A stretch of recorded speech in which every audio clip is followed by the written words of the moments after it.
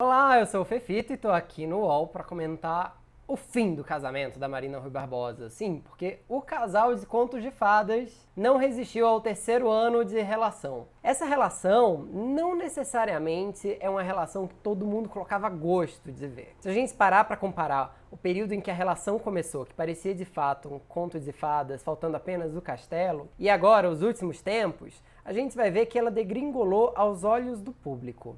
Não por culpa dos envolvidos, mas porque houve muita pressão externa para que a Marina Rui Barbosa e o Xande Negrão acabassem se separando. Claro, as pessoas de fora não tem nada a ver com o que acontece dentro de um casal, mas muito dessa pressão deve ter surtido efeito.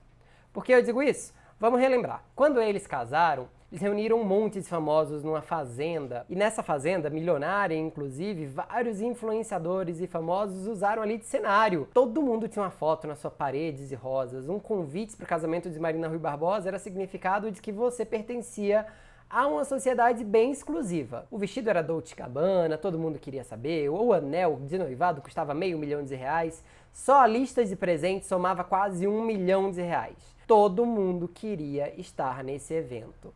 A nossa bonequinha de luxo, como se pode dizer, né? É uma menina promissora que a gente viu crescer nas novelas, acabou encontrando seu príncipe encantado.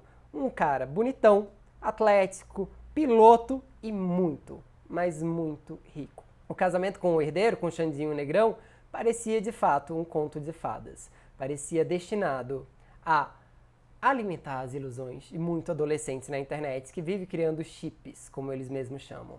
Até que um ano depois, quando virou estrela de novela das 9, Marina acabou envolvida em uma grande polêmica, porque vários rumores davam conta de que ela seria a pivô, muitas aspas nesse assunto, esse é um termo muito discutível, inclusive, mas que ela seria a pivô do fim do casamento da Débora Nascimento com o José Loreto. A Débora teria descoberto uma traição do José Loreto, que teria sido com a Marina Rui Barbosa, coisa que ela sempre tratou de negar. Agora, se a gente for parar para encarar do outro lado, uma família quatrocentona, riquíssima, milionária, uma das mais altas classes no Brasil, não está exatamente acostumada a ver esse tipo de escândalo afetando de maneira pública os seus bastidores. Pois é, a família do Xandinho Negrão nunca gostou muito da exposição e dos holofotes da Marina Rui Barbosa, e essa história, claro, não pegou nem um pouco bem. Marina e Xandinho continuaram juntos. Muito do que se falou naquela época se provou uma grande mentira. A separação do José Loreto de fato aconteceu, mas a história se estendeu a tal ponto que virou uma piada. Todo mundo falava do surubão de Noronha, por exemplo. Isso derivado de uma suposta traição do José Loreto. Para você ver como as histórias acabaram longe, acabaram alimentando muita imaginação. Ainda assim, a família do Xandinho Negrão tolerou, mas não tolerou feliz da vida todos esses escândalos, como se diria. O casal sofreu uma pressão que poucos casais recém-casados costumam sofrer.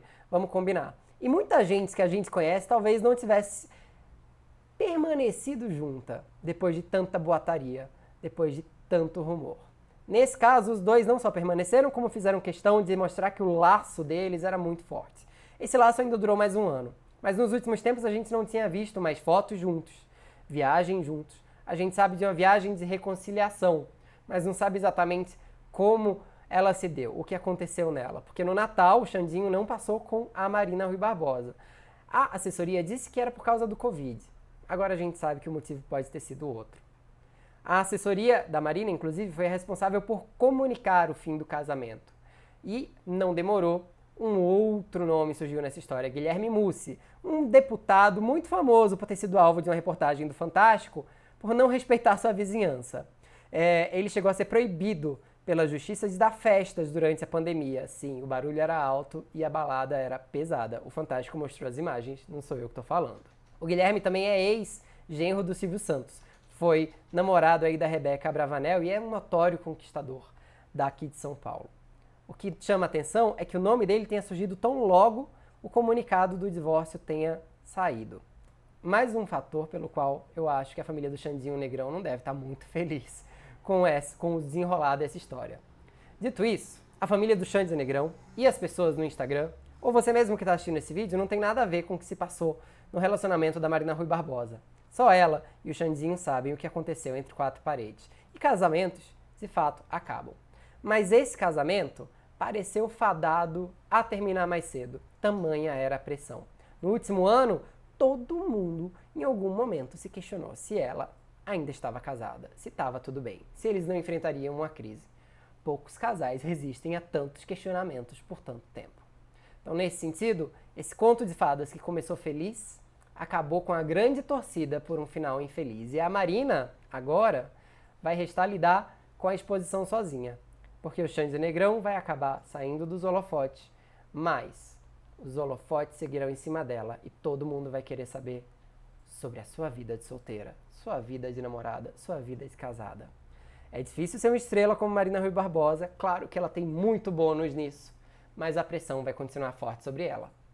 Que ela tenha coragem. É isso. Eu fico por aqui, a gente se vê pelo UOL, lê mais conteúdo sobre a separação da Marina Rui Barbosa no Splash ou na minha coluna aqui no UOL. A gente se vê. Até mais. UOL.